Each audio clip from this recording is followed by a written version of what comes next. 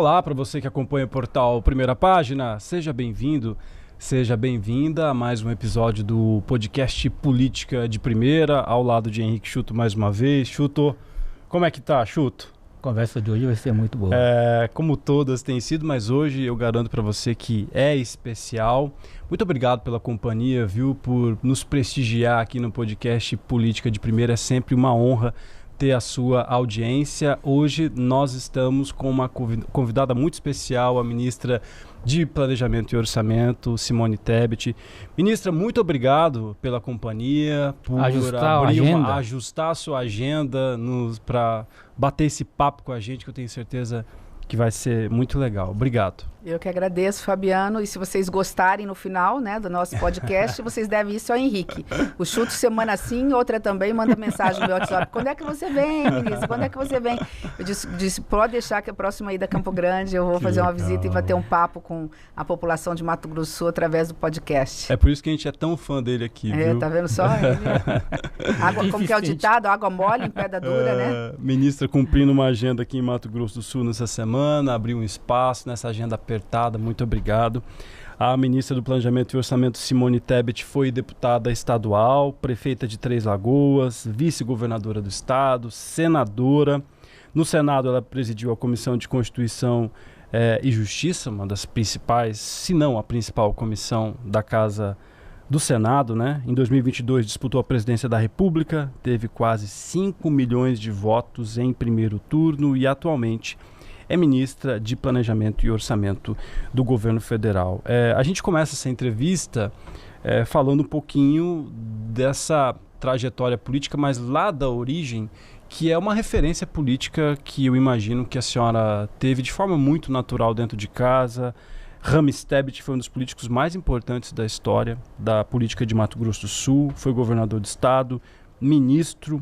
Como senador, foi presidente do Senado. Eu cansei de ver em alguns discursos do Senado pessoas fazerem menções ao senador Rames Tebet muito tempo depois de sua partida já. E queria que a senhora começasse falando sobre isso, desse legado, se entrar na política teve essa coisa natural, se em algum momento o pai pediu que a senhora de repente ocupasse naturalmente um espaço que ele deixaria um dia. Como é que foi isso dentro da casa da senhora?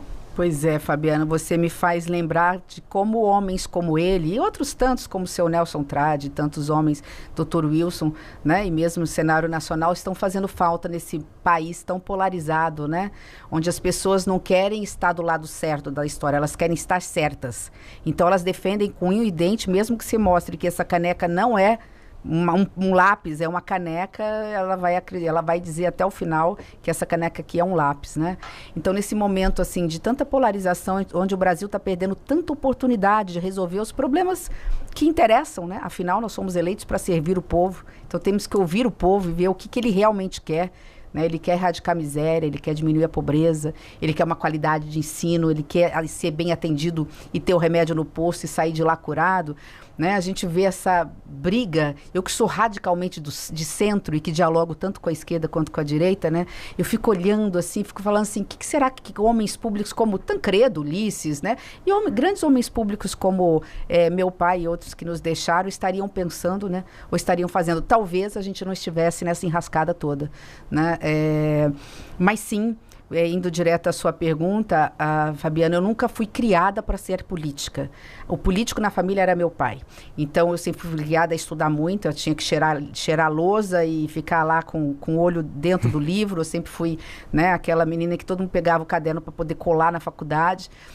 Meus irmãos. Eu tive uma formação muito religiosa por parte da minha mãe. Eu falo que eu devo muito do que eu sou. Minha fonte de inspiração humanista é da minha mãe, que é católica, daquela que reza o terço todos os dias.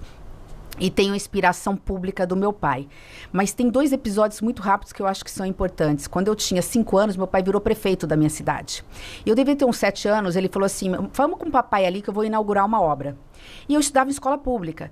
E eu tava escuridão, uma área distante. Eu falava, gente, não acaba, parece que estou chegando num sítio, né? E de repente eu cheguei no bairro Guanabara, era um bairro muito escuro que não tinha luz. Ali estava muita gente em volta, um poste de madeira, naquela época era poste de madeira.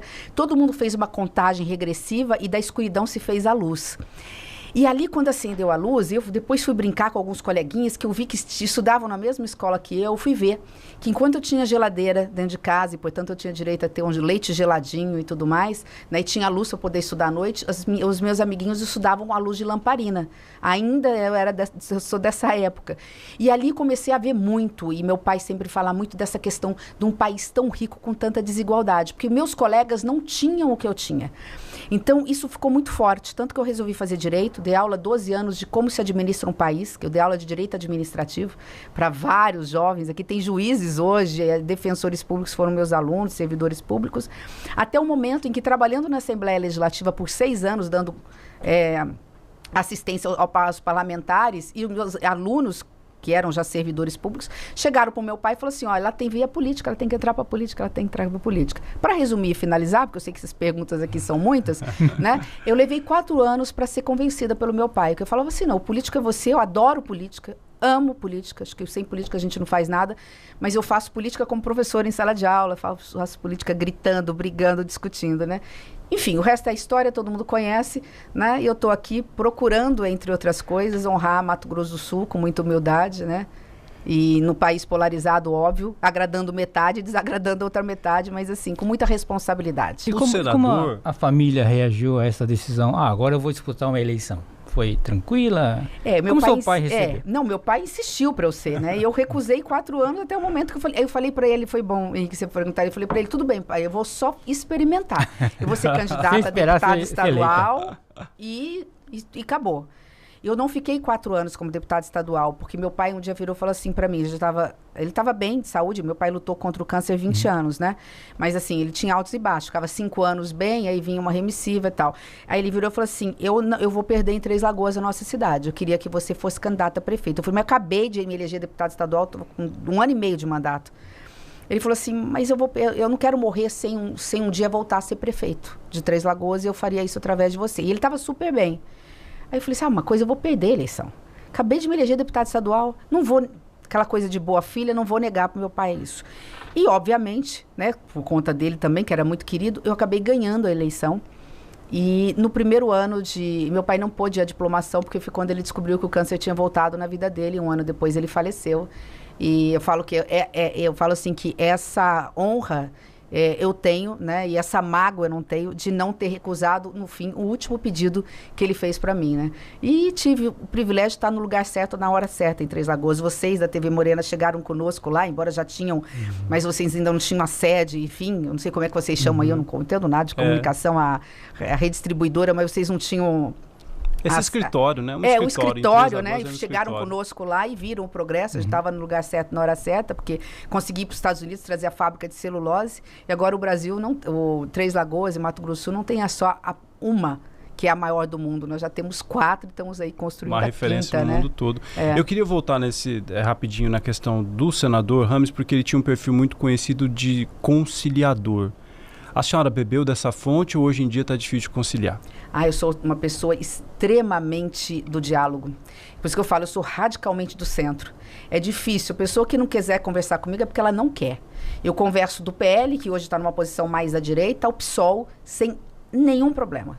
Sem absolutamente nenhuma discriminação. Eu fui criada para não discriminar absolutamente nada. Né? Não acho que a minha religião é melhor, embora eu seja católica. Eu não acho que a minha orientação sexual seja melhor. Eu não acho que a minha posição política seja melhor. Né? Eu acho que nós temos pensamentos diferentes, nós temos ações diferentes, e o que faz uma grande nação, e especialmente numa democracia, né, é a convergência dos diferentes. É sermos diferentes, a beleza está em ser diferente. A grande tristeza é que hoje, né, a gente não consegue nem sentar na mesa no final de semana numa feijoada ou numa macarronada sem sair brigando, porque antes era pelo time de futebol, até aí tudo bem, porque ia na mesa do bar e resolvia depois, né? Mas agora por questão partidária, ideológica, como se Lula ou Bolsonaro soubessem quem nós somos. Sabe assim, a gente deixa amizade de lado, família de lado, porque acha que Bolsonaro sabe quem a gente é, ou mesmo o presidente Lula sabe quem a gente é. Como assim?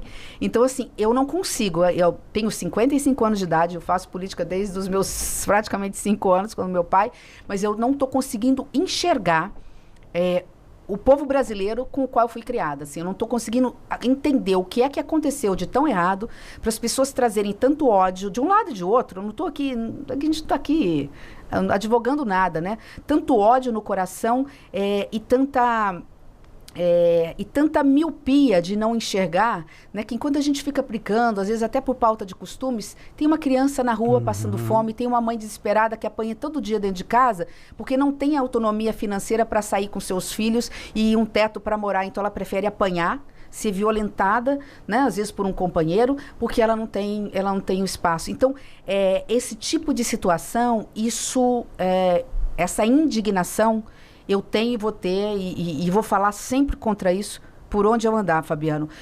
E não vou parar na política, a não ser que me parem, o voto é do povo, enquanto o Brasil não voltar à normalidade do bom senso, do equilíbrio, de saber respeitar quem pensa diferente. Fala um pouco agora sobre questões que interessam ao Brasil e também ao Estado. A fábrica de fertilizante de Três Lagoas. Já faz que 11 anos que parada, né? 80 e poucos %. Uma novela eu fui prefeita e eu doei essa área para a Petrobras. E olha que eu deixei de ser prefeita em 2010. 2010. Uma novela que a senhora conhece bem. 2014 acho que parou. Parou, 2014. Bom, o que aconteceu ali? A Petrobras era dona, ainda é dona do empreendimento, né? Tinha duas empresas, um consórcio chinês e um brasileiro tocando a obra. Mas em algum momento as duas empresas abandonaram e não houve uma reposição ali. O que aconteceu de fato ali, ministra? Ela tem tudo a ver com o que eu vim fazer hoje na Câmara de Vereadores, que é falar do Brasil que nós queremos para os próximos 25 anos. Que Brasil queremos e teremos em 2030, em 35, em 2040 até 2050. O Brasil não tem cultura de planejar. O mundo faz isso. Quanto a China tem um planejamento das vírgulas de 50 anos, a Europa, eu tive lá, é de 25 anos, a mesma coisa dos Estados Unidos e tudo mais, o Brasil faz planejamento de no máximo 4 anos, a cada eleição muda tudo. Então, quando na época eu não sei se era do Dilma 1 ou do Lula 2, acho que do Dilma 1, a presidente Dilma resolveu na época que a Petrobras iria fazer investimentos no setor de fertilizantes. E criou um grande planejamento sobre isso, estratégico, daquele tempo. Eu sei porque eu estava lá, eu era prefeita, recebi a presidente da Petrobras lá. Depois disso, veio o impeachment da presidente Dilma, o presidente Temer entendeu que não deveria fazer mais investimentos em fertilizantes, porque veio a Lava Jato, a Petrobras ficou numa situação mais debilitada, então vamos focar só em petróleo. Então vamos desinvestir em fertilizantes. E aí parou. Quando veio o presidente Bolsonaro, falou, vamos vender a fábrica. Então, de novo, não estou colocando culpa em ninguém, estou contando a história como ela é. A presidente Dilma resolveu fazer a fábrica, o presidente Temer falou, olha, não dá mais para a Petrobras tomar conta de fertilizantes porque ela está numa situação que precisa se reajustar. E veio aí, o presidente Temer ficou pouco tempo, veio o presidente Bolsonaro e falou assim, ó, vamos vender. Só que eu descobri, porque a minha área é essa, eu sou professora de Direito de Contratos Administrativos, né? Eu olhei e falei, peraí, no edital da venda dessa fábrica, que já está 85% pronta, não consta que quem ganhar vai ter que terminar a fábrica como fábrica de fertilizantes. Então, ela vai poder fazer uma mera misturadora, ao invés de gerar 2 mil empregos, vai gerar 100 empregos só. Ao invés de produzir fertilizantes barato para o nosso agronegócio, para a gente colocar comida mais barata na mesa do brasileiro, nós vamos continuar tendo que comprar fertilizantes da Rússia, da Ucrânia, porque quem ganhou, inclusive, era uma empresa russa. Você acha que a Rússia ia querer construir a fábrica aqui, deixar a galinha dos ovos de ouro, que é o Brasil, né, deixar de comprar de lá? Então eu falei, assim não dá. E eu fui para dentro do Senado, eu fui para a Petrobras, a gente paralisou e falou, não, desse jeito não. Quando o presidente Lula assumiu, né, a primeira coisa que eu fiz, fui na época ao presidente Jean Paul Prats, o presidente Jean Paul assumiu um compromisso conosco, ele veio a Três Lagoas e falou, nós vamos passar pelo Conselho de Administração da Petrobras, são vários sócios, nós vamos mostrar a importância dessa fábrica para Mato Grosso do Sul, para o Centro-Oeste, para o Brasil, para a comida brasileira, né, e nós vamos retomar. E agora e o projeto está andando. É um projeto longo, são 5 bilhões de reais, isso tudo é feito com muito detalhe. Resumo da ópera, por conta agora da crise, da guerra Israel e Irã, quem estava apresentando as propostas, eles pediram um pouco mais, não é só por isso, é incertezas, né? Trump e tudo mais, pediram um pouquinho mais de prazo para apresentar as propostas. Então nós vamos ter até final de agosto, provavelmente, setembro, algumas propostas sendo colocadas, dividimos em lotes para terminar.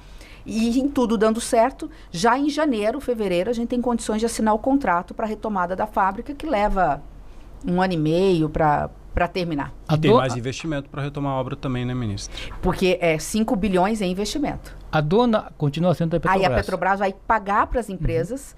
Aí se no futuro, depois de pronta, se ela vai, que o próximo presidente quiser vender, aí é uma outra situação.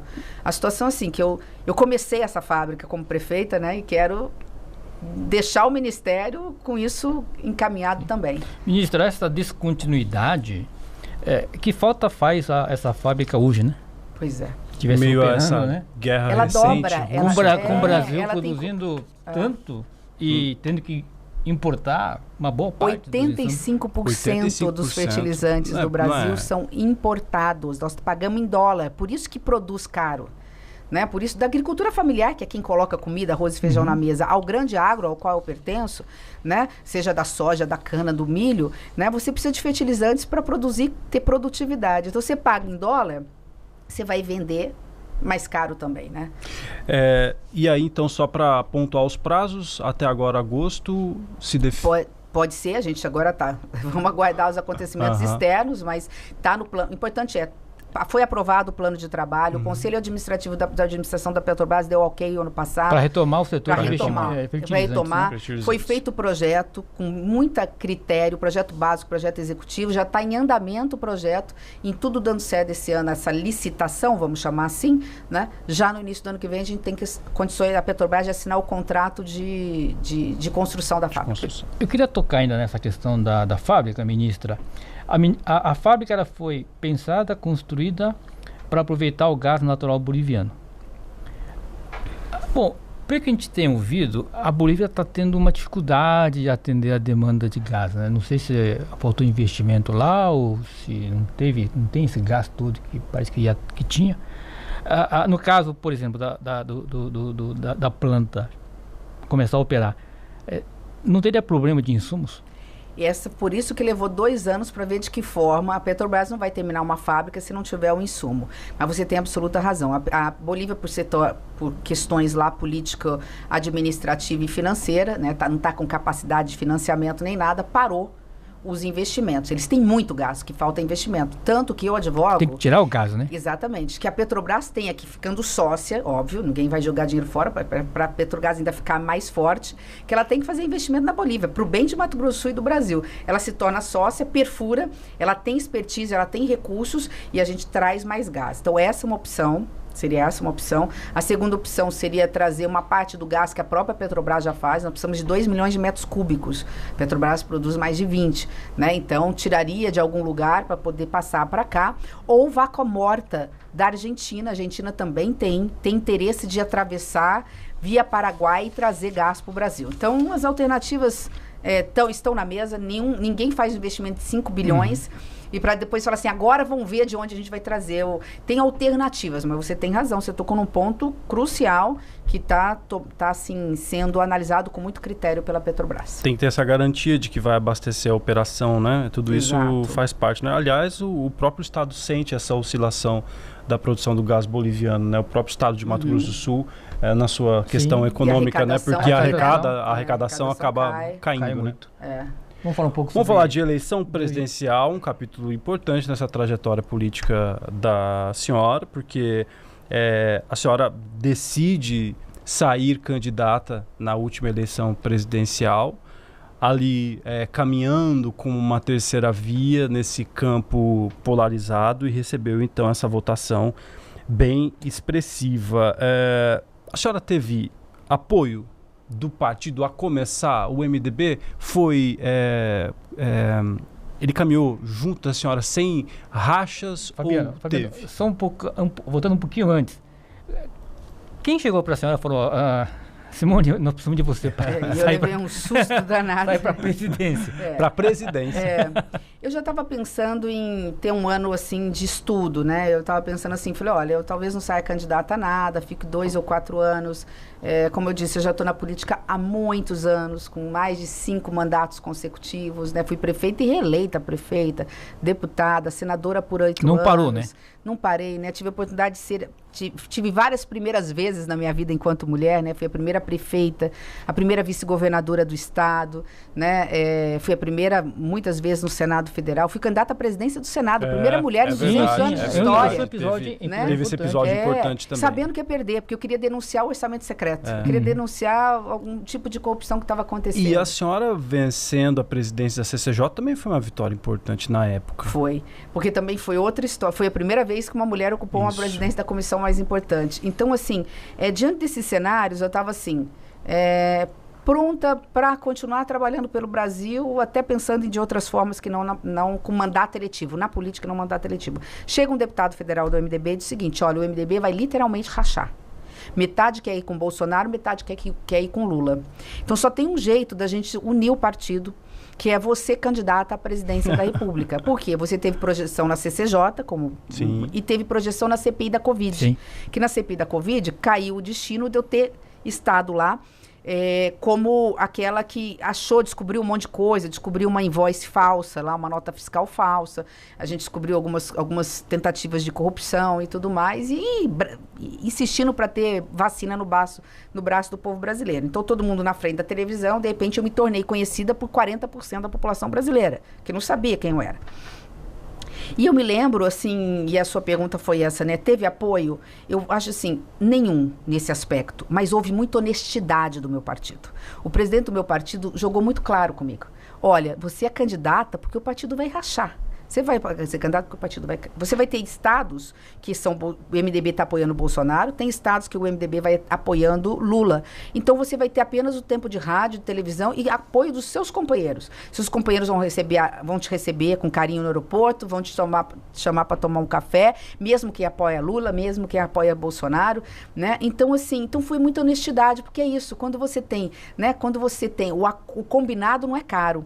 E aí me deu tranquilidade, sabe por quê, Fabiano? Porque aí eu pude ser eu mesma, eu pude falar o que eu queria, eu pude procurar representar o melhor possível as mulheres brasileiras, os sul-mato-grossenses, ora falando de um, ora falando de outro, sem abaixar a cabeça, para mostrar que mulher tem coragem para falar o que precisa ser dito. Quando a gente tem que defender um filho, né, quando a gente tem que defender os interesses da família, né, a gente tira uma coragem que a gente não sabe de onde que vem. Né? Então, eu fui com muita tranquilidade para os debates. Talvez seja por isso que eles falaram lá, as pesquisas mostraram lá toda hora, melhor no debate a Simone, melhor no debate a Simone. É porque eu estava descompromissada, eu podia falar as minhas verdades, eu podia defender o Brasil que eu quero para todos os brasileiros. Então, houve muita honestidade. Não, eu tive uma estrutura pequena, partidária e tal, mas foi com muita correição. Então, eu só tenho a agradecer ao MDB por isso. Aqui mesmo eu procurei não vir, porque eu sabia que eu ia causar um desconforto para os meus companheiros prefeitos, candidatos, né? Então, eu não vinha a Mato Grosso do Sul pedir voto para não causar esse tipo de constrangimento, né? E aí, na mesma eleição, quer dizer, passado o primeiro turno, a senhora toma uma outra decisão que foi importante, que era foi de apoiar Lula no segundo turno. E que, de novo, foi mais fácil, porque como eu não tinha... Metade queria que eu apoiasse Bolsonaro, metade eu queria que apoiasse Lula, mas nenhuma das duas metades me apoiou, aí eu tive liberdade de fazer o que a minha consciência mandava. Não por falta de pressão, houve muita pressão dos dois lados. Você não foi muito cobrada, né? Ainda é cobrada até hoje? Sim, e se tivesse optado pelo Bolsonaro, seria cobrada do mesmo jeito, porque foi uma situação muito polarizada. E todos me ofereceram ministérios, do lado de lá e do lado de cá, então com toda isenção.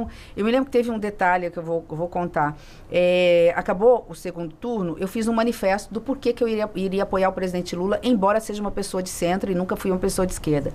E porque eu já tinha convivido com Bolsonaro 4 anos, eu era senadora da República, a própria pandemia, a forma como foi conduzida, as pautas que não são as minhas pautas em certas questões, mais das pautas de costumes e tudo mais, né?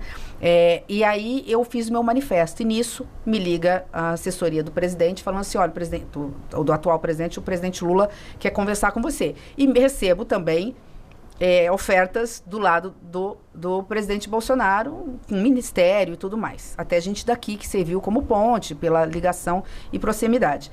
E eu fui na casa da então senadora Marta Suplicy, ela não era mais senadora, e eu cheguei lá para o presidente Lula e falei, presidente, meu manifesto está pronto, né? Eu vou aqui já anunciar na parte da tarde, eu não quero cargo, não quero ministério, não quero nada. Ele assustou, porque ele está acostumado a sempre a negociação, né?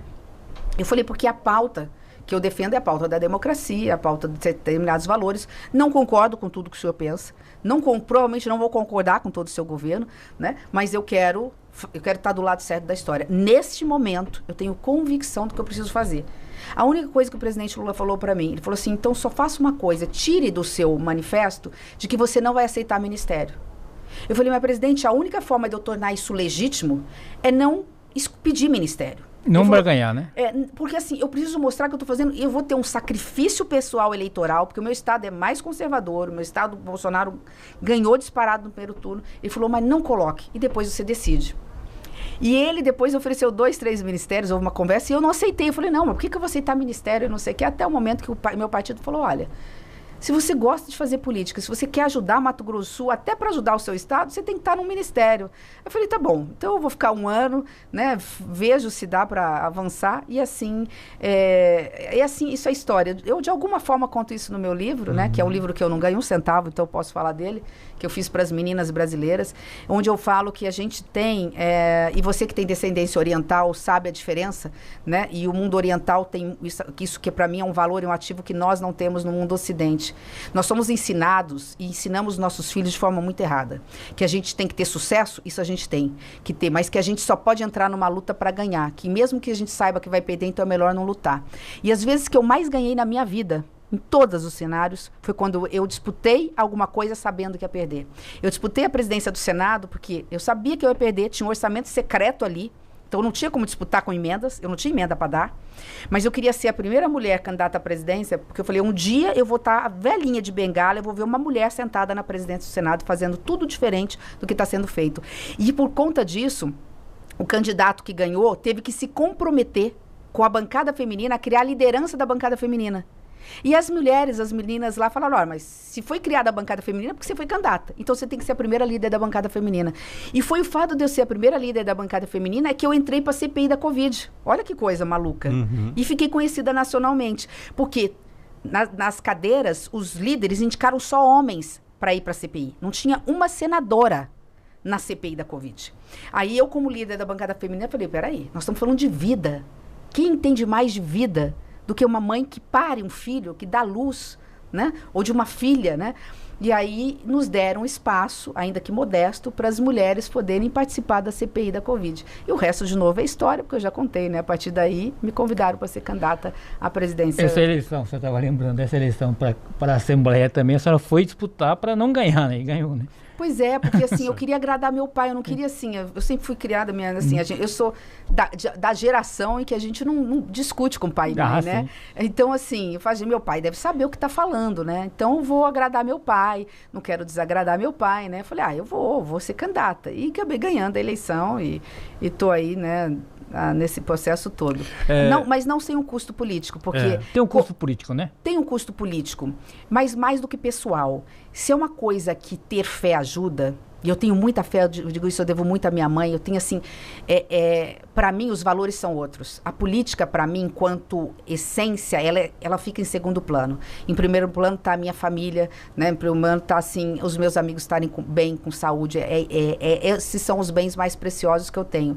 Então, eu aguento as porradas da política, eu tenho costas, vamos dizer assim, já grossas, porque isso não é o prioritário. Então, você fazer aquilo que você tem consciência que você tem que fazer e ter coragem para fazer, ajuda muito. Então, a minha fé me deu coragem de estar nesse momento de polarização, onde não é fácil estar em qualquer um dos lados, né? Porque eu fiquei em terceiro lugar, que eu também não esperava. Talvez o que as pessoas reconheceram em mim é o que falta, que eu posso ter muitos defeitos. E tenho muitos. Mas as pessoas reconheceram em mim aquilo que falta em muitos homens públicos no Brasil. Quando eu falo homens, estou falando de mulheres também, né? Que é, além da coragem, né? Que é a verdade. Eu falo aquilo que eu penso. Posso estar errada, e muitas vezes eu estou errada. Mas as pessoas olham nos meus olhos, a pessoa sabe que eu não estou mentindo. Que eu acredito naquilo que eu estou fazendo. E isso contou muito nos debates. E aí eu fiquei em terceiro lugar. O Ciro Gomes, que é alguém mais ligado à esquerda, não se posicionou. Não foi para canto nenhum. Eu tive que tomar uma decisão.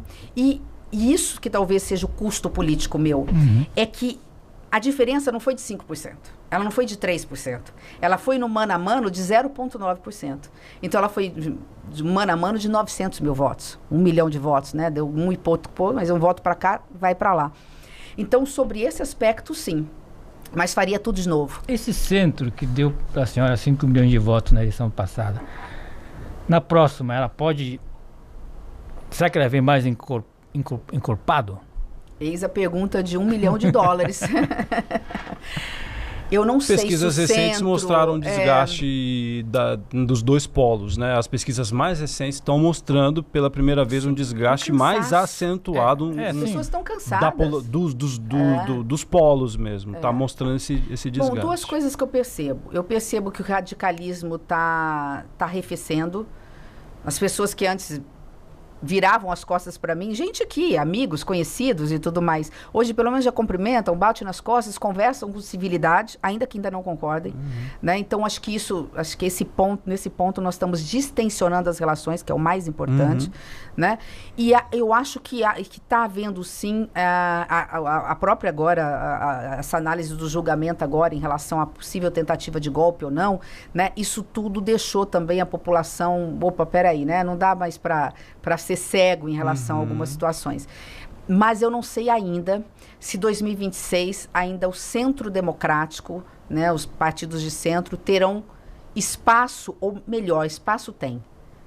Esteja faltando talvez algo que não faltou para mim lá. Estejam coragem de lançar um candidato.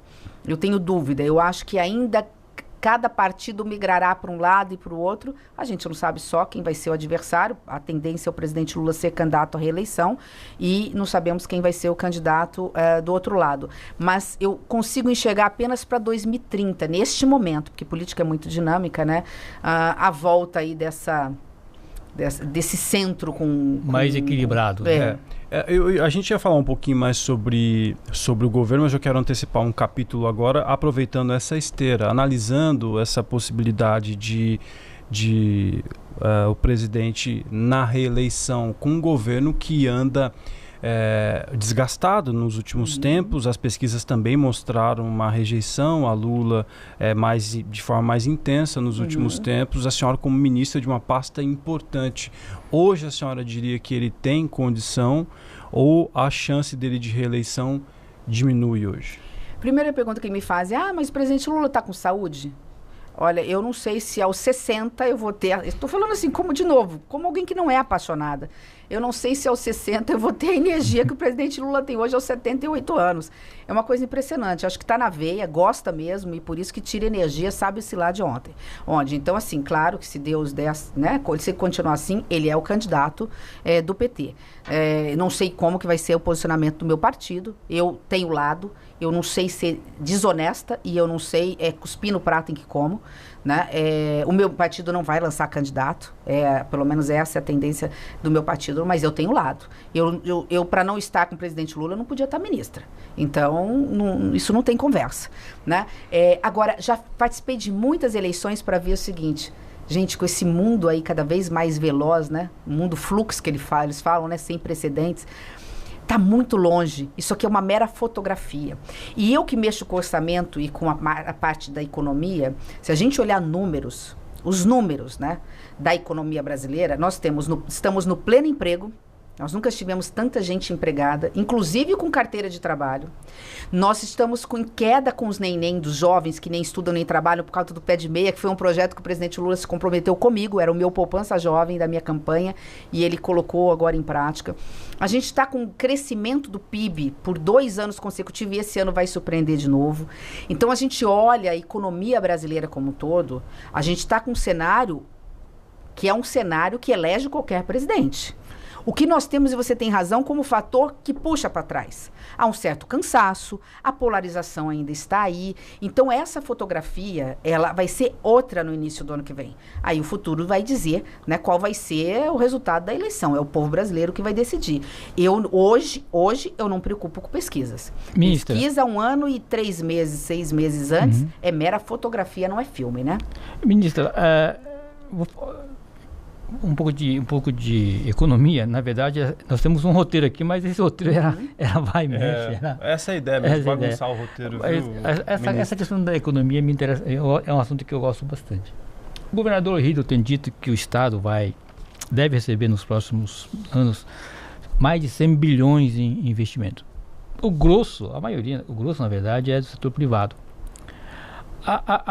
Na décadas passadas, bem passadas, quem era o grande investidor era o setor público, né? Obras, pavimentação, pontes, viadutos, hospitais, enfim. Hoje o setor público parece que não investe tanto quanto poderia investir ou deveria investir. E prefere muitas vezes chamar o capital privado. Há uma tendência. Também com maior. as privatizações, com as concessões, né? Há uma falta de investimento. O país não teria recursos no orçamento para um investimento mais pesado, principalmente em obras estruturantes, como, por exemplo, numa malha ferroviária. Falta planejamento. Um país que não planeja, gasta mal. Todos os governos, todos. Dos que eu lembro do Collor de Mello, que eu sou dessa época, passando por Fernando Henrique, e aí eu já estava prefeita depois, todos, né, pecaram, nós pecamos, a política brasileira pecou em não planejar. Então, quando eu vou comprar um carro, quero trocar meu carro, eu vou fazer o seguinte, espera aí, para trocar o carro eu aguento a prestação? Eu vou tirar leite da família para trocar o carro? Então eu não vou trocar. Eu vou colocar prioridade. Primeiro eu pago aluguel, água, luz, telefone, coloco comida na mesa. Celular, né? Não é telefone mais, né? Celular. E só depois eu vejo. Eu vou conseguir fazer uma viagem no final do ano, eu vou conseguir comprar uma moto e assim por diante. Isso é planejar. O planejamento do Brasil é feito anual. Como é que você fala que vai começar e terminar uma ferrovia em um ano? Você não termina, começa e termina em 4, mais um ano, e assim por diante. Mas aí não é uma política de Estado, né, ministro? É uma política de governo, né? Que a gente viu nos últimos tempos, né? Então, por isso que a estratégia 2050 do Brasil que queremos, o presidente Lula vai entregar como uma política de Estado para os próximos presidentes, ela é fundamental. O mundo fez isso e por isso evoluiu, nós não. Então, isso tudo para dizer o seguinte, Henrique, quem não planeja, gasta mal. Não é que o Brasil arrecada pouco, não é que falta dinheiro no orçamento da União, é que nós gastamos mal. Nós não planejamos, então nós gastamos mal. Nós vivemos dia a dia do arroz com feijão. O que tem para hoje? Qual é a demanda agora? Né? Na área da educação, da saúde, de infraestrutura. Então, assim, infraestrutura no Brasil, em qualquer lugar do mundo, depende de duas parcerias, a pública e a privada. Não adianta, você não vai tirar dinheiro do remédio, do posto de saúde, da educação para ficar fazendo ferrovia. Mas ela é fundamental para o desenvolvimento, para a geração de emprego. O que eu tenho que fazer? Eu chamo capital privado. Só que no Brasil, você deu o exemplo típico que nem o capital privado é suficiente. Porque não há nada mais caro do que ferrovia no Brasil. Então, por isso que eu fui na China, fui nos Estados Unidos, eu fui na Europa, eu andei na América do Sul. É por isso que nós idealizamos para o desenvolvimento do Brasil. Deixa eu contar muito rapidamente isso, né? Porque que também isso tem a ver com o emprego e renda das pessoas, que a gente quer melhorar o salário médio da classe média e do trabalhador. O mundo está globalizado, mas ele comercialmente, ele faz comércio em blocos, por uma razão. Eu estou muito longe da Europa. Então, a Europa está muito longe do Brasil. O que a Europa faz? Ela primeiro compra entre os seus, em volta. A França do Portugal e assim por diante. O que acontece com os Estados Unidos e a América do Norte? 40% do comércio é entre Canadá, Estados Unidos e México. Só depois eles compram do Brasil, porque é muito longe. A Ásia passa de 60%. Eles compram eles. Só depois a China compra do agronegócio de Mato Grosso do Sul. O que acontece com a América do Sul? Sabe qual é o nosso comércio do bloco da América do Sul? 15%. Olha a potencialidade que a gente tem de condições de vender os nossos produtos, seja qualquer produto nosso. Tá até do MEI, da microempreendedora, do bordado que alguém faz, até os carros que nós produzimos, para a Colômbia, para a Argentina, para qualquer lugar, para a Guiana, para o Paraguai, para o Uruguai. Nós comercializamos só 15%. Então, essas rotas de integração sul-americana, que são as 5 rotas, e uma delas é a de Mato Grosso do Sul, que é a rota bioceânica, ou a rota Capricórnio, como vocês quiserem chamar, ela tem 2 objetivos. Fazer com que o Brasil possa vender mais para a América do Sul e, portanto, gerar mais emprego na indústria, circular mais economia, dar qualidade para as pessoas e também importar aquilo que nós não produzimos, mas também ela vai nos aproximar através do Pacífico, porque nós somos muito mais próximos da Ásia pelo Pacífico do que pelo Atlântico. Vocês já sabem, já devem estar carecas de falar isso, né? Que a gente vai diminuir a nossa distância marítima quando tiver pronta a rota bioceânica, em até 3 semanas. Em mais de 10 mil quilômetros de encurtamento da distância. Então, os nossos produtos vão chegar mais baratos na Índia. E os produtos de lá também vão chegar mais baratos no Brasil. Então, essas rotas sul-americanas, elas dependem o quê? Tudo isso para dizer o quê? Infraestrutura. A gente tem rodovia, a gente está fazendo portos, aeroportos, falta o quê? Ferrovia. E a ferrovia, a gente está agora, minha equipe está indo para a China, eu já fui, eu não vou, minha equipe está indo para lá. Eu tive com o presidente Xi Jinping, o presidente sentou na mesa e ele perguntou, qual é o projeto de ferrovia que vocês querem? Aí nós dizemos o seguinte, nós queremos a expertise, porque enquanto a China faz 1 quilômetro de ferrovia por dia, a gente faz 1 quilômetro a cada 15 dias, 1 quilômetro por mês. A gente não Eu vi as máquinas deles, né? É fenomenal. É uma coisa assim impressionante. Então a gente não quer que eles sejam donos, e eles não querem ser donos da ferrovia. A gente não quer vender o Brasil nem para os Estados Unidos nem para a China. O Brasil é nosso, né? E não vamos entregar para ninguém. A gente quer parceria por quê? Porque quando eu falo com investidor nacional, eu vou muito para Faria Lima, eu vou muito para o Rio, para São Paulo, eles falam não. Eu sei que tem uma pergunta aí, inclusive da Malha Oeste, né? Por que a 163 agora vai sair? A duplicação da 262 teve participação no leilão e teve empresa querendo, aliás, foram 3 que deram oferta para duplicar a 262. E para a ferrovia fica vazia. Porque no Brasil não há investimento privado suficiente, porque é tudo tão caro, nem expertise, para eles sozinhos, os investidores privados brasileiros, fazerem as ferrovias que o Brasil precisa. Então a gente precisa do investimento privado do Brasil, com investimento internacional, para fazer essas tão sonhadas ferrovias. Ministra, eu não desisto, eu acredito que nós vamos conseguir. Tem algum lobby contra ferrovias no Brasil, ministra? Não falta ao Brasil expertise e falta ao Brasil dinheiro, tanto público quanto privado. Então a gente tem que abrir. Agora, se você falar assim, mas os Estados Unidos têm interesse em fazer ferrovia no Brasil, provavelmente não, porque a gente torna nossos produtos competitivos com eles. A Europa tem interesse? Provavelmente não, porque a gente torna os nossos produtos competitivos com eles. Então a gente tem que procurar nos tigres asiáticos mesmo. Ministra, e a senhora está falando de algo que é caro, de investimento, da expertise da China que ajudaria em ferrovia, mas na rota bioceânica tem algo que precisa avançar que está muito longe de qualquer dificuldade dessa, que é muito mais uma negociação diplomática em relação às aduanas. Unificar as aduanas de todos os países para que a burocracia, que a rota... Fica 2 dias parado em cada aduana. Porque a rota bioceânica prevê isso, essa agilidade. Agora, se a burocracia travar porque a carga vai ter que parar em cada país por conta das aduanas, isso inviabiliza e volta a ser burocrático. Então, o que na opinião da senhora, a relação diplomática está falhando e se essas tratativas estão em andamento para isso sair do papel, porque a rota parece que está logo ali. Notícia boa, Fabiano. Quando a gente fala de rota, o primeiro passo é logística, ou seja, rodovia, ferrovia, portos, aeroportos. Mas esse projeto tem 15 ministérios envolvidos. Eu sou coordenadora, nós idealizamos esse projeto das rotas. E aqui uma notícia que é importante. A Rota 2, que vai ser inaugurada primeiro até o final do ano, ela não briga com a nossa rota, pelo contrário. Ela nos fortalece, porque o Brasil é um continente, cabe uma Europa inteira, mais de uma Europa dentro do Brasil. Então, se eu fosse vender para o mundo só a rota de Mato Grosso do Sul, as pessoas iam falar assim, a Europa ia falar assim, isso é um projeto só do governo do presidente Lula. Aí vai passar logo, em 2030, pode ser que venha um outro presidente, muda tudo. Quando eu mostro, como eu fiz, na Colômbia, a Argentina, e aliás vamos estar na Argentina dia 2 agora, nos Estados Unidos, a China, passando pela Coreia do Sul, etc. Quando a gente mostra a rota como um projeto de país, de Estado brasileiro, mostra as 5 rotas, eles falaram, opa, agora eu estou vendo coisa para valer. Então, a parte de infraestrutura é a base. Só que, paralela à base, nós temos segurança de fronteira com o Ministério da Justiça, crimes transnacionais, contrabando, etc. Nós temos a parte de aduana com o Ministério da Fazenda. O Ministério da Fazenda já reservou, inclusive, técnicos do concurso agora, para colocar nas rotas onde vai faltar gente.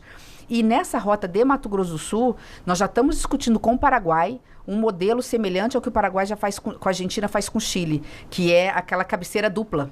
Então, tanto pelo lado do Paraná, porque a rota bioceânica nossa, ela envolve o estado do Paraná e Mato Grosso do Sul, quanto pelo estado de Mato Grosso do Sul, já está no projeto de obra da ponte e da alça, as duas aduanas, então cabeceira dupla, para a gente poder já ir agilizando. E nesse ponto, a inteligência artificial, esse novo mundo que a gente está falando aí, vai ajudar muito. Agora tem outro capítulo aí sobre Xangai, né? Então, isso esse assunto, a gente está começando a trabalhar esse assunto, Xangai, esse porto peruano com investimento chinês, esse que é o melhor porto da América do Sul. Eu tive lá. Ele não é maior que o Porto de Santos ainda, mas é o que há de mais moderno no mundo. Né? Mas ela é inacessível ao Brasil, né? Aos produtos brasileiros por enquanto. Por enquanto, mas está temporário, porque uma das intenções, inclusive da China, da Colômbia, do Peru e do Brasil, é via Rota 2, que é a Rota Amazônica, a gente conseguir interligar uma ferrovia que saia da Bahia, atravesse a região de Mato Piba, em Tocantins, vá até o Acre, por cima, portanto, e vá até a Cordilheira dos Andes, no Peru, para facilitar também a vinda de produtos e a exportação do nosso agronegócio, que é a região aqui do centro-oeste brasileiro, também por cima. Porque só a rota nossa, ela não vai suportar todo o tráfego. A gente não tem condições pela rota bioceânica, sob pena de trazer miséria, trazer uma série de problemas sociais, de violência e tudo mais. Então, eles estão tentando desenhar uma ferrovia. Hoje, até que ela é acessível pela cordilheira. Como vai ser acessível pela cordilheira aqui a nossa chegada a Antofagasta pelo Subindo Chile, ali, né? Subindo um pouco. Então, mas nada que, de novo, a tecnologia e a boa vontade não resolva. Mas está em estudo como fazer para transpor esse obstáculo natural das Cordilheiras dos Andes. Um traçado seria de quanto ferroviário? A gente está voltando a falar de ferrovia de novo, né? Então seria o que aí, mais ou menos, de distância esse traçado? Porque assim, na Bahia já tem, já a Vale está fazendo um trecho, então se a gente contar o trecho que as duas vão fazer nos próximos anos, nós não estamos falando em menos de 2.000 quilômetros dentro do Brasil. Não estamos falando. E a China... E do lado aqui do nosso Mato Grosso do Sul, de que forma vamos fazer bitola larga ou não, reativar a nossa rodovia da Rumo, né? Que a gente conseguiu resolver o problema com o Tribunal de Contas no que se refere a rodovias, as concessões, da repactuação, porque pegou um conselheiro, aí outro conselheiro teve uma visão diferente no caso da ferrovia. A gente fala assim, olha, não pode, né? né? Então a gente está tentando sensibilizar, mostrar o seguinte, olha, a gente acabou de ter um sinal verde em relação ao 63, a 262, né? Não tem sentido para a ferrovia, porque é outro conselheiro ter uma adotar visão diferente. Conceito diferente. Tem um recurso em andamento, é isso, né? Ainda não está totalmente definido. Não. Só o pessoal entender, a gente está falando da Malha Oeste. Da Malha Oeste. Né? O pessoal que está nos ouvindo. Agora, a senhora acredita que a Malha Oeste, ela revitalizada com nova bitola, teria um potencial, por exemplo, seria uma alternativa também para o Pacífico? Ou tem um trecho ali que e na Bolívia não, que teria sem dúvida, porque primeiro que a Bolívia está interessada em fazer, porque vamos lembrar, essa ferrovia, que era a antiga rede ferroviária do Brasil, que começava lá no Rio de Janeiro, especialmente aqui em Porto de Santos, atravessa o estado de São Paulo, atravessa Mato Grosso do Sul, vai até Corumbá, só que ela não para em Corumbá, ela vai até Santa Cruz de la Sierra, na Bolívia, e ali depois, ela só tem um vácuo entre Santa Cruz de la Sierra e Cochabamba. Então, a Bolívia já está estudando fazer esse trecho de ferrovia também, com os bancos de financiamento, né? Eu sou a governadora de alguns bancos multinacionais e de fomento. Então, BID, CAF, Fomplata, Banco de Desenvolvimento do Caribe, eu sou governadora representando o Brasil. Então, eles já estão conversando com Fomplata, por exemplo, e alguns bancos na Bolívia para fazer esse trecho. Então, nós estamos falando de uma ferrovia que também pode ser uma ferrovia bioceânica, né? Ligando o Pacífico ao Atlântico. Essa seria claro que estou falando aí para os próximos 5 anos, sim. Não é uma coisa para amanhã, né? Vamos continuar falando sobre política econômica, Chudo, e antes de a gente entrar na política propriamente, eu queria abordar mais sobre esse momento que o governo federal está atravessando, de uma cruzada com as contas públicas, porque é algo que a ministra do Planejamento e Orçamento está aqui conversando com a gente. O IOF tem sido o capítulo mais recente, é um embate, o governo propôs um primeiro formato e já veio a resistência, teve que adaptar, fez várias mudanças, enfim. O senhor acha que o governo, esse mandato atual do presidente consegue equilibrar as contas públicas? E a gente sempre faz aquele exercício, o cidadão, ele tem a obrigação de equilibrar as suas contas em casa, porque não tem outra forma de sobreviver a não ser viver bem, saudável, senão ele vai falir. O Estado, muitas vezes, parece o Estado como um todo, que tem uma dificuldade enorme de enxugar gastos, de fazer esse ajuste. O que está acontecendo nesse momento? Fabiano, ninguém pode gastar mais do que tem. Ainda mais o Estado brasileiro, porque o dinheiro é do povo. Então, o dinheiro a gente não tem que ficar pagando juros. Mas sendo aqui, até por honestidade intelectual, nós pegamos um déficit primário no Brasil assim, sem precedentes. Então, nós chegamos a ter um déficit de quase 3% do PIB. Hoje nós estamos quase que zerando esse déficit, ou seja, nós estamos conseguindo praticamente gastar apenas o que arrecada, coisa que não aconteceu no governo passado. E eu, de novo, não vou aqui polemizar. Nós tivemos uma pandemia, desestruturou a máquina, só que no final, para fechar as contas, Paulo Guedes, o ex-ministro, ele teve que fazer maquiagem. Ele teve que fingir que não estava gastando. Ele empurrou o precatório, né, deu calote no pagamento de precatório, não vamos pagar precatório para não ficar no final do ano no vermelho, para não falar que a gente está gastando mais do que arrecadar. Teve a questão do combustível. Teve a questão do combustível, que prejudicou os estados brasileiros. Então, teve uma maquiagem. Eu não estou dizendo que tinha o que não fazer, estou contando fatos. Eu estava lá, eu era senadora da República.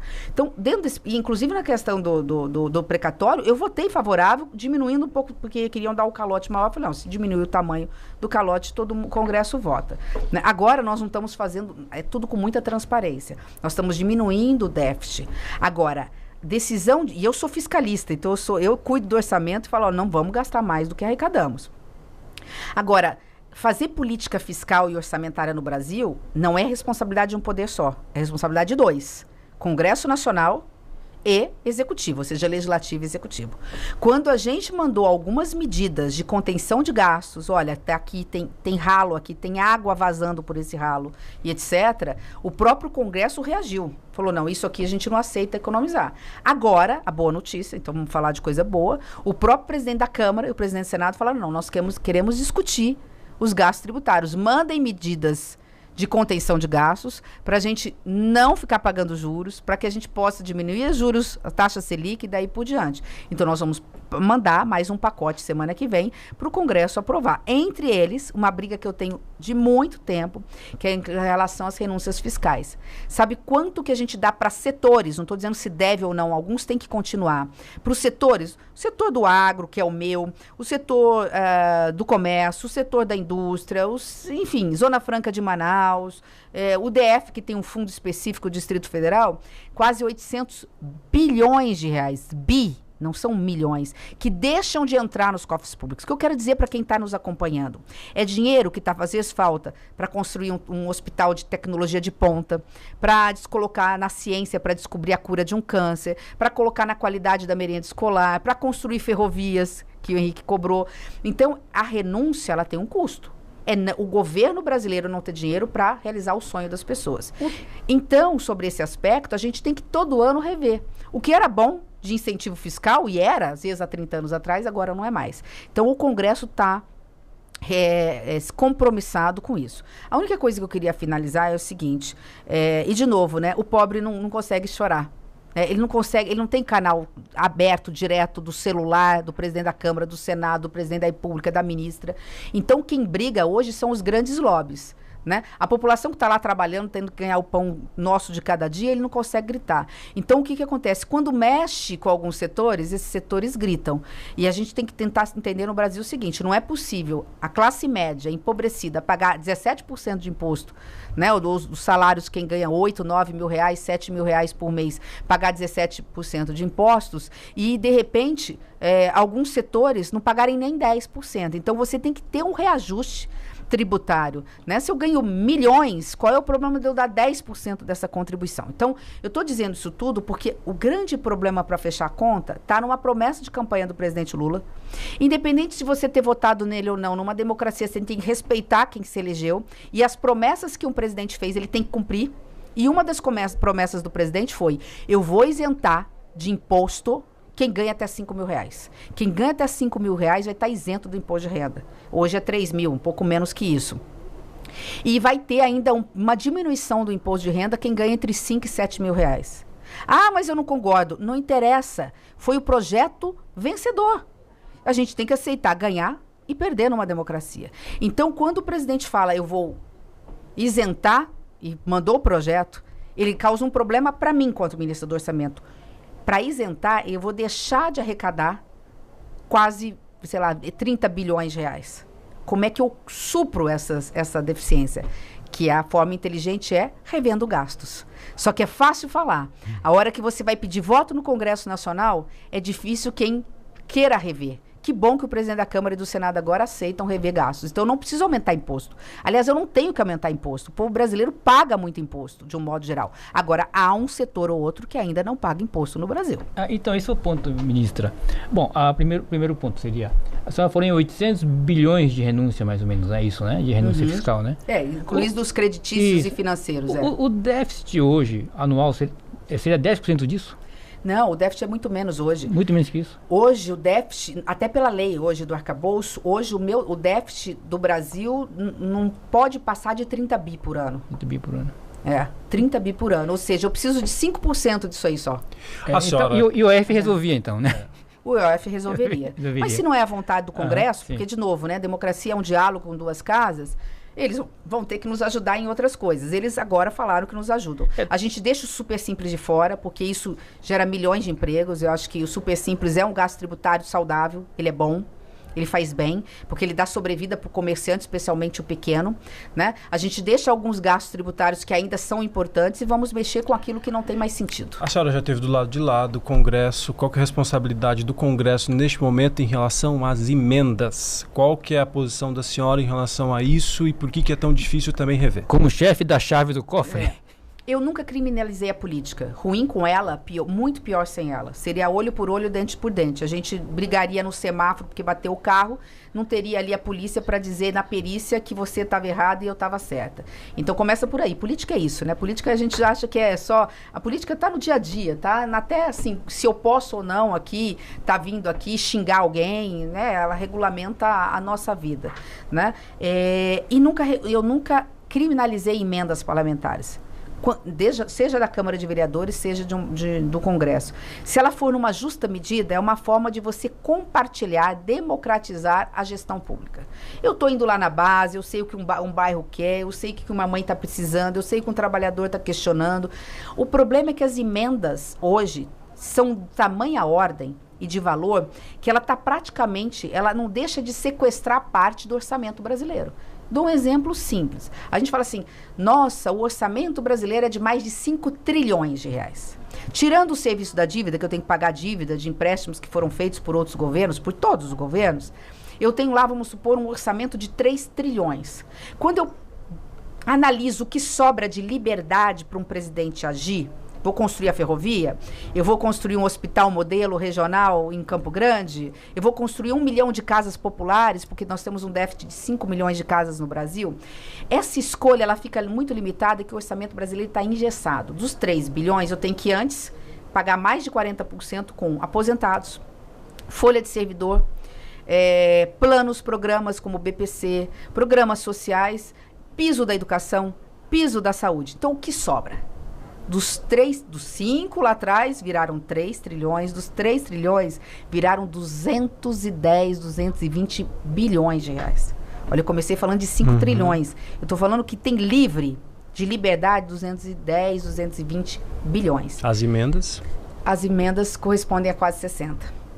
E se eu for analisar friamente, não é nem 210 que o governo tem no total, porque eu tenho ainda uma parte que eu ainda tenho que a gente chama de livre vinculada. Eu tenho que jogar ainda mais para a saúde e para a educação. Não estou dizendo que não é para fazer, claro. Só estou dizendo fatos. Sim. Então, quando você for ver, o governo tem... Eu estou citando números redondos porque eu não tenho tudo de cabeça, mas é mais ou menos por aí, tá? O governo tem... hoje o Congresso deve ter quase que 40% do orçamento livre no Brasil em forma de emendas. Então ele vai ter que gastar bem esse dinheiro, porque senão vai faltar. E aí existe uma dificuldade que já foi muito debatida em relação ao rastreio das emendas, né? Que precisa ter transparência, claro. É uma transparência que é algo básico para o cidadão. Mas nesse ponto parece que a justiça está no pé, né? Está rastreando, né? Tem muitos... Tá exigindo uma série de... da mesma forma que as emendas são necessárias, eu não posso ter uma emenda de comissão, uma emenda de mancada para pagar um show numa festa junina ou num aniversário da cidade. Eu consigo um show, qualquer que seja, o mais caro que seja, com patrocínio. Mas usar dinheiro dos impostos do povo brasileiro para isso, faltando tantas casas para as pessoas, faltando tanto serviço básico, então esses questionamentos são feitos, e são feitos pelo eleitor que vai para a urna depois votar, né? Falar, não é para isso que eu elegi. Então, A política, nós estamos vivendo um momento extremamente delicado da política brasileira. Daí a importância do diálogo, do bom senso, do sentar na mesa, né? Eu estou bastante confiante aí da nova gestão dos presidentes da Câmara e do Senado para chegar no consenso do que é melhor para o Brasil esse ano. Estão sinalizando aqui que o tempo também está acabando. Em relação ao tempo, mas a gente vai caminhar já, estamos encerrando, né? Encerramento aqui. Senadora, algumas perguntas de política aqui. Como se fosse um bate-bola. Tá bom, vamos lá. A MDB está em conversas, parece, adiantadas com republicanos. É bom ou ruim? Como a senhora avalia? Eu acho importante para partidos como o MDB estarem alinhados numa federação, até pela própria sobrevivência. Acho que essa federação, independentemente do processo eleitoral, que é uma outra história, faz bem aos dois partidos. Ela está avançada na conversa. Eu vi hoje que saiu uma matéria no grande jornal de circulação aqui, que eu teria dito que em 60 dias teremos a federação. Não é isso. 60 dias nós teremos uma posição... Uma movimentação. Se vai federar ou não vai federar, isso, porque há uma série de fatores. Né? Mas mais do que isso, né? Meu sonho é que o PSDB volte às origens, né? E volte às fileiras do MDB, porque o PSDB é um braço do MDB que saiu lá atrás, né? Então, historicamente. eu acho importante para o partido da federação. 2018, eleição para o governo, André Putinelli acaba preso após a operação na Masfalt, que a senhora é vista como uma candidata do antigo PMDB e no final das contas isso não aconteceu. Eu imagino que seus colegas na época criticaram muito a senhora. O que aconteceu? O combinado não é caro. Eu tive uma conversa com o então candidato que estava preso, que é o André, porque eu tenho um carinho, um apreço, e havia uma possibilidade, olha, vê se você sai candidata e durante o processo pode acontecer de eu ter uma decisão judicial e aí eu sairia candidato, porque eu estaria já fora, já estaria desimpedido, né? Logo de cara a gente viu que não ia dar certo, achei que era importante continuar senadora da República, os nossos companheiros compreenderam dentro daquele momento e acho que eu, de alguma forma, mudei a história, né? Assim, o fato de ter sido candidato, ou até provavelmente poderia estar eleita governadora, não teria me colocado no Senado, eu não teria tido a participação que tive na CPI da Covid. Então, assim, muita coisa poderia não ter acontecido, eu acho que eu optei pela melhor alternativa aí. São possibilidades, né? Está muito longe ainda a eleição, mas o assunto está aí, né? Está sempre aí. Pensando agora em 2026, voltaria a disputar a presidência da República, por exemplo? Acho muito difícil, nem é isso que toca meu coração. Não é, acho que, de novo, acho que o centro vai ter muita dificuldade. Por honestidade, por fidelidade, de novo, eu sou uma pessoa que tenho todos os defeitos como qualquer ser humano. Algo que não me falta é o senso de fidelidade. Acho que a gente precisa ser correto com as pessoas. O presidente Lula me deu uma missão que não é pequena, gente. Ser ministra do orçamento sem ser do PT, ele me deu a chave do cofre da mão. Tipo assim, eu confio em você. E eu não tenho nem a posição ideológica dele, né? Então, assim, eu tenho uma visão fiscalista do governo, de orçamento. Seria absolutamente uma injustiça, uma ingratidão, uma infidelidade. Meu pai se remoeria do túmulo. Não foi isso que eu aprendi dentro da minha casa. Então, assim, só teria uma saída, né? Numa hipótese de eu ser candidato ou apoiar alguém, se o presidente Lula não fosse candidato. Senado? Vamos aguardar, ver de que forma eu posso melhor servir a Mato Grosso do Sul. Para quem já tem mais de 30 anos de vida pública, faz política há mais de 40, não tem que escolher. A gente tem que olhar no olho do eleitor e ver o que o eleitor quer, o que o eleitor pensa. Eu sou dessa terra, eu sei que eu tenho mais voto fora de Mato Grosso do Sul do que aqui. Isso para mim não é um problema. Eu jamais trocaria domicílio eleitoral para ganhar a eleição em quem quer. Eu prefiro perder em Mato Grosso do Sul a ganhar em qualquer outro estado, em mandatos regionais. Né? Assim, a minha vida é aqui, eu não tenho outra raiz que não seja Mato Grosso do Sul. Né? Então, vamos aguardar para ver se esse é o melhor projeto para Mato Grosso do Sul, eu ser candidata ao Senado ou não. Pessoalmente, Senado é algo que mexe com a senhora? Já mexeu mais, viu? Assim, hoje ir pro Senado, assim, por conta do meu pai. Meu pai morreu no mandato, né? Ele morreu, ele estava no segundo mandato, e, enfim. E ele tinha uma paixão por aquilo. O Senado, você tem uma tribuna que te permite falar ao Brasil, né? Mas De novo, eu não tenho escolhas, não. Eu cumpro missões, assim. Eu quero estar trabalhando. Eu ouvi recentemente uma frase muito interessante, né? Assim, o trabalho, por conta da tal da inteligência artificial, né? Como que vai ser daqui 2 anos a inteligência artificial ocupando os nossos empregos? Alguém falou assim, não se preocupe, alguns empregos vão acabar, outros vão surgir. Daí vão surgir melhores, né? Acabam os empregos mais cansativos, outros vêm.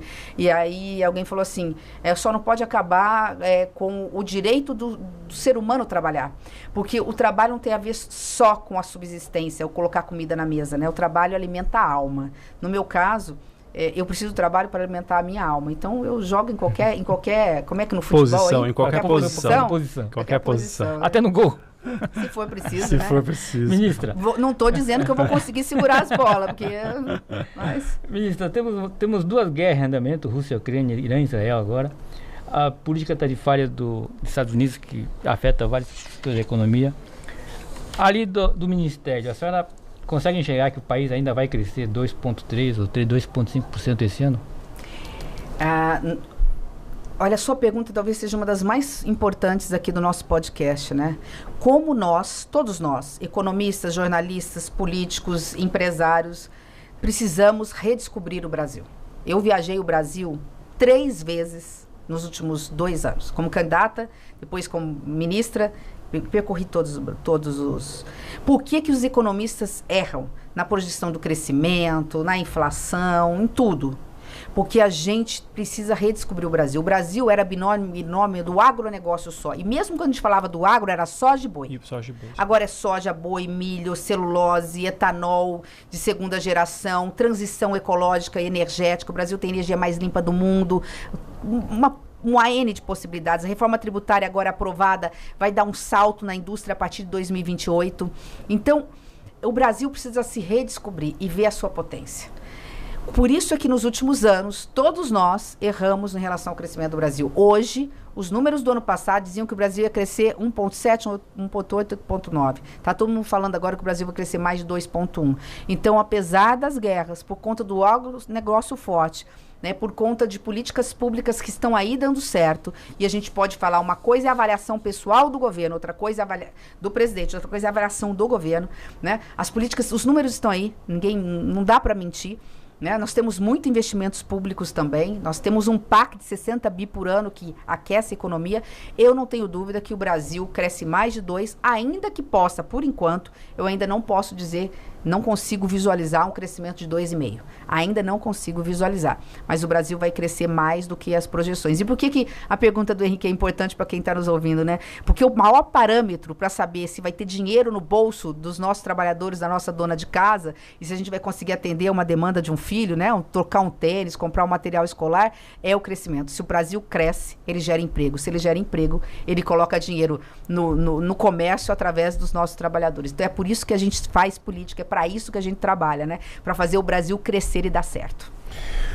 Ministra, muito obrigado pela participação. O pessoal da assessoria já sinalizou que nosso tempo está acabando e antes que o pessoal venha aqui e puxa a nossa orelha. É brincadeira, o pessoal sempre muito cordial com a gente. Muito obrigado, ministra, por abrir esse espaço na sua agenda tão corrida aqui para o Mato Grosso do Sul, para bater esse papo com a gente. Já dá para dizer, dá para dizer que gostaríamos de contar em outros episódios. Agora que eu vi que vocês não fizeram nenhuma pergunta indiscreta, que tem certos podcasts assim que fazem algumas perguntas complicadas, a gente não sabe como sair, né?